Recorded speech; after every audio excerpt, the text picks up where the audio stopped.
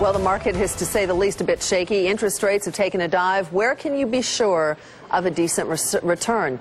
You might want to consider life insurance. Yes, life insurance. Same expression I had on my face about 10 years ago when we said commodities. Joining me now is Joe Hyder, president of Dawson Wealth Management in Cleveland, and Adam Sherman, president of First Trust Financial Resources in Philadelphia. Dennis is with me as well. Joe, I'll start with you. Explain why you think this should be a new asset class for individuals, because we did hear that same thing a few years ago with commodities, which were then not an asset class for the general public. And it's turned out to be a big bet for a lot of people and a good one for people. Why life insurance now? Well, it's simply taking the commodity that banks, corporations, and college endowments have been utilizing as a safe bet, long-term investment with high interest rates, virtually no volatility, and liquidity. And now we're simply looking at this as a potential for play for a portion of our clients' money and portfolios for safe long-term money. And Adam, you agree that life insurance should be part of your portfolio. How much? What kind of a return should you expect too? Well, Sue, in today's volatile marketplace, with money markets at 2% and 5-year CDs at 3%, the current crediting rates of permanent life insurance policies are now 4 to 4.5%.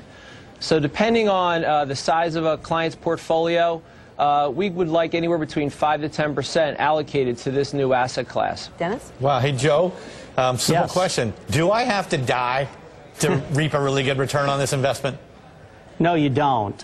The reality is, when Adam was talking about crediting rates in the 4 to 4.5% rate of return, it's very competitive with certificates of deposit and money market, but it has the dramatic added advantage that you pay no income tax on those gains ever if it's structured and the withdrawals are done properly. Can I spend those gains, though, as I'm going while I'm alive, or could you spend those gains only after the policy pays off? No, you can spend them while you're alive, which is the utilization that companies and banks have been utilizing for decades now to fund employee benefits and retiree benefits. Okay. Hey, Adam, you know, back at Forbes magazine, we always learned there's term life insurance, where you just kind of place in a bet, and if you die, it pays off big. And there's whole life, and we were always taught whole life bad, term life good. Which are we talking about here?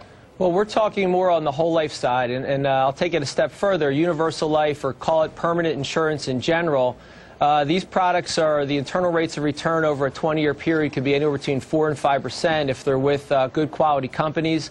The industry itself is a AA industry, so we feel pretty good about parking clients' monies in these contracts. Okay, Joe, you guys are clearly playing on market fears, right? If the markets weren't so bad, you couldn't even manage to get on CNBC to be selling us life insurance, could you? Well, I suppose that's possible. The reality is, just as Adam mentioned, we're talking about 5 to 10% of our clients' portfolios in safe investments such as life insurance. So we're a big believer in the market.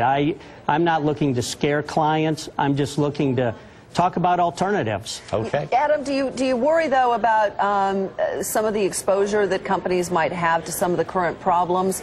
AIG obviously is a very kind of a different animal, but they are an insurance company, or part of them are, and they're having issues. Well, general accounts, and this is what we're talking about, permanent life insurance policies. AIG is a little bit of a different animal because they have a property and casualty division, but a traditional life insurance company is limited by statutes as to how much money they can maintain in the stock market.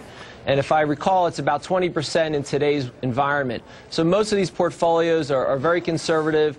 A lot of treasuries, government bonds, some high-grade corporates as well. So we feel pretty comfortable that these returns are solid. Okay, thank you, gentlemen, very much. Joe, Adam, a pleasure. Dennis, I'll see you again in just a second. Okay. Lots to talk about in the market today, as usual, so we have the markets covered for you minute by minute.